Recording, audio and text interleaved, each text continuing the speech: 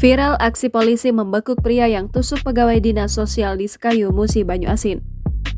Aksi heroik polisi ini terekam kamera hingga viral di media sosial pada Jumat 17 Juni 2022 pagi. Pelaku bernama Dadang Sadri tak berkutik saat dikebuk polisi di jalan depan rumah dinas kepolisian Sekayu. Kronologi kejadian, Dadang yang diduga orang terlantar diamankan oleh Satpol PP. Dadang kemudian diserahkan Dinas Sosial Kabupaten Musi, Banyuasin. Sesampai di kantor Dinas Sosial, Dadang diantar oleh Pujianto untuk mandi. Tiba-tiba, Dadang mengambil gunting di saku sebelah kanannya dan menusuk pelipis serta perut Pujianto. Sempat ada tangkisan dari korban saat pelaku hendak menusuk ke bahu sebelah kanan sehingga meleset.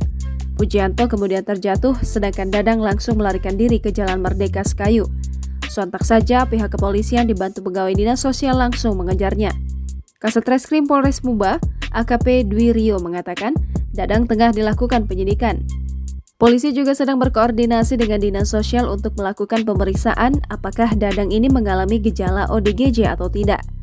Adapun barang bukti berupa satu gunting yang diamankan petugas merupakan gunting besar yang pada salah satu bagian gagangnya sudah patah.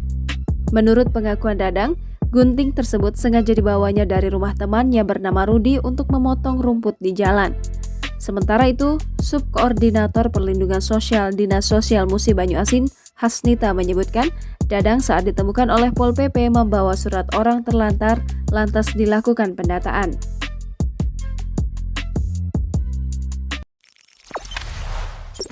Jangan lupa subscribe, share, komen, dan like ya!